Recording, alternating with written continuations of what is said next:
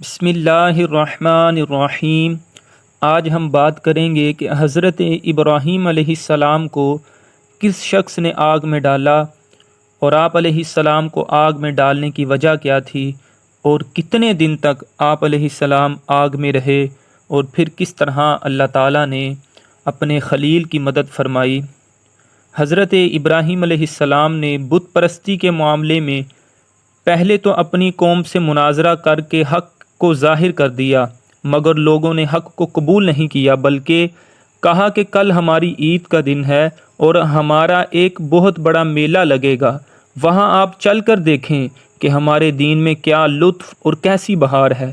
اس قوم کا یہ دستور تھا کہ سالانہ ان لوگوں کا ایک میلہ لگتا تھا۔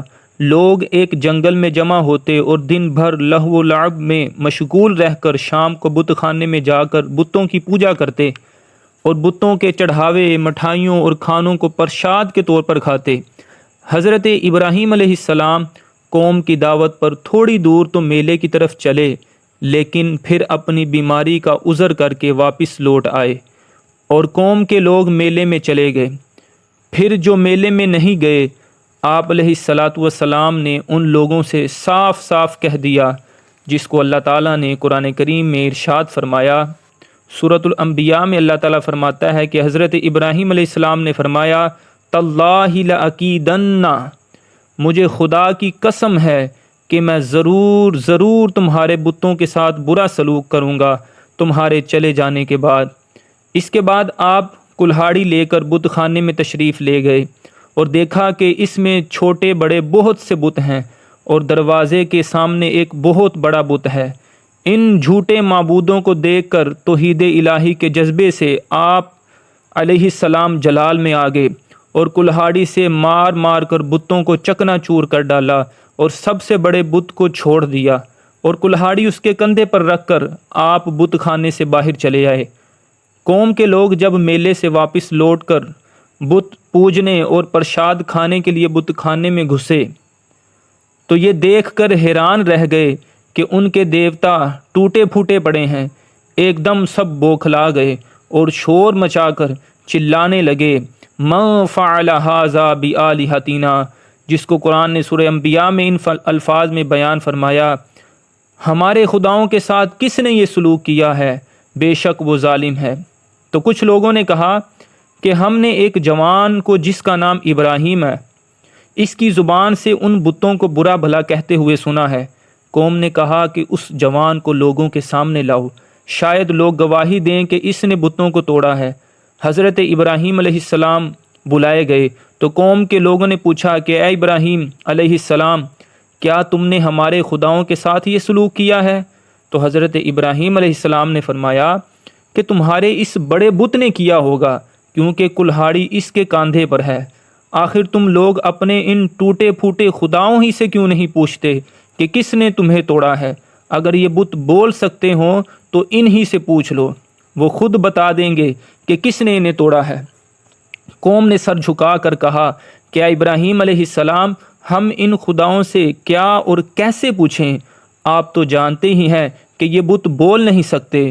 یہ سن کر حضرت ابراہیم علیہ السلام نے جلال میں آ کر فرمایا، جس کو قرآن کریم میں اللہ تعالیٰ نے سورۃ الانبیاء میں بیان فرمایا، افتعبدون من دون اللہ ما لا ينفعکم شیئا ولا یضرکم، فرمایا تو کیا تم لوگ اللہ کے سوا ایسوں کو پوجتے ہو جو نہ تمہیں نفع دیں اور نہ نقصان پہنچائیں؟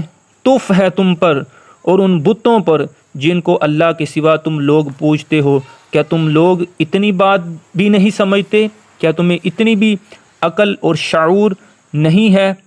آپ کی اس حق گوئی کا نعرہ حق سن کر قوم نے کوئی جواب نہیں دیا، بلکہ شور مچایا اور چلا کر بت پرستوں کو بلایا، جس کو قرآن کریم میں اللہ تعالیٰ نے بیان فرمایا، حرکوہ وانصروا آلہتکم ان کنتم فاعلین، اے لوگو حضرت ابراہیم علیہ السلام کو آگ میں جلا دو اور اپنے خداؤں کی مدد کرو، اگر تمہیں کچھ کرنا ہے تو کرو۔ ظالموں نے اتنا لمبا چوڑا آگ کا الاؤ جلایا کہ اس آگ کے شعلے اتنے بلند ہو رہے تھے کہ اس کے اوپر سے کوئی پرندہ بھی اڑ کر نہیں جا سکتا تھا۔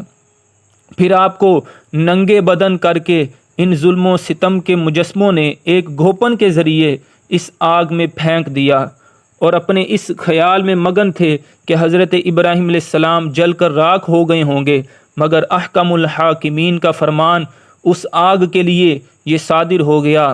میرے رب نے آگ کو فرمایا، یا نار کونی برداً وسلاما علی ابراہیم۔ اللہ فرماتا ہے ہم نے فرما دیا کہ اے آگ تو ٹھنڈی اور سلامتی بن جا ابراہیم پر۔ مزید اللہ سبحانہ و تعالیٰ نے ارشاد فرمایا وَأَرَادُوا بِهِ كَيْدًا فَجَعَلْنَاهُمُ الْأَخْسَرِينَ، اور انہوں نے حضرت ابراہیم علیہ السلام کا برا چاہا تو ہم نے انہیں سب سے زیادہ گھاٹا اٹھانے والا ناکام بنا دیا۔ آگ بجھ گئی اور حضرت ابراہیم علیہ السلام زندہ اور سلامت رہ کر نکل آئے، اور ظالم لوگ افسوس کرتے رہ گئے۔ ایک روایت میں آتا ہے کہ جب نمرود نے اپنی ساری قوم کے روبرو حضرت ابراہیم علیہ السلام کو آگ میں پھینک دیا تو زمین و آسمان کی تمام مخلوقات اللہ کی بارگاہ میں عرض کرنے لگیں کہ اے اللہ، تیرے خلیل آگ میں ڈالے جا رہے ہیں، اور ان کے سوا زمین میں کوئی اور انسان تیری توحید کا علمدار اور تیرا پکارنے والا نہیں ہے، لہذا تو اجازت دے کہ ہم ان کی مدد و نصرت کریں۔ تو اللہ تعالیٰ نے فرمایا کہ ابراہیم میرے خلیل ہیں اور میں ان کا معبود ہوں، تو اگر حضرت ابراہیم علیہ السلام سب سے فریاد کر کے مدد طلب کریں تو میری اجازت ہے کہ سب ان کی مدد کرو، اور اگر وہ میرے سوا کسی اور سے کوئی مدد طلب نہ کریں تو تم سب سن لو کہ میں ان کا دوست اور حامی اور مددگار ہوں، لہذا تم سب ان کا معاملہ میرے اوپر چھوڑ دو۔ اس کے بعد آپ کے پاس پانی کا فرشتہ آیا اور عرض کرنے لگا، آپ حکم فرمائیں تو میں پانی برسا کر اس آگ کو بجھا دوں۔ پھر ہوا کا فرشتہ حاضر ہوا اور اس نے کہا کہ اگر آپ کا حکم ہو تو میں زبردست آندھی چلا کر اس آگ کو اڑا دوں۔ تو آپ نے ان دونوں فرشتوں سے فرمایا کہ مجھے تم لوگوں کی کوئی ضرورت نہیں، مجھ کو میرا رب دیکھ رہا ہے، میرا اللہ کافی ہے، اور وہی میرا بہترین کارساز ہے، وہی جب چاہے گا اور جس طرح اس کی مرضی ہوگی میری مدد فرمائے گا۔ ایک روایت میں آتا ہے کہ جب کافروں نے آپ علیہ السلام کو آگ میں ڈالا تو آپ نے اس وقت یہ دعا پڑھی، لا الہ الا انت سبحانک لک الحمد ولک الملک لا شریک لک۔ اور جب آپ آگ کے شعلوں میں داخل ہو گئے تو حضرت جبرائیل علیہ السلام تشریف لائے اور عرض کیا کہ اے خلیل اللہ علیہ السلام، کیا آپ کو کوئی حاجت ہے؟ تو آپ نے فرمایا کہ تم سے کوئی حاجت نہیں ہے۔ تو جبرائیل امین علیہ السلام نے عرض کیا کہ پھر خدا ہی سے اپنی حاجت عرض کریں۔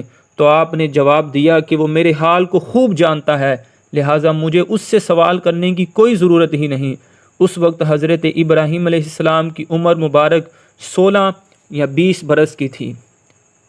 اس بارے میں کہ آپ کتنی مدت تک آگ کے اندر رہے 3 اقوال ہیں۔ بعض مفسرین کرام رحمۃ اللہ تعالی علیہم کا قول ہے کہ 7 دنوں تک آپ آگ کے شعلوں میں رہے، اور بعض نے یہ تحریر کیا کہ 40 دن رہے، اور بعض نے لکھا کہ 50 دن تک آپ آگ میں رہے۔ اس واقعے سے ان لوگوں کو تسلی ملتی ہے جو باطل کی طاغوتی طاقتوں کے بالمقابل استقامت کا پہاڑ بن کر ڈٹ جاتے ہیں۔ آج بھی ہو جو ابراہیم کا ایمان پیدا، آگ کر سکتی ہے اندازیں گلستاں پیدا۔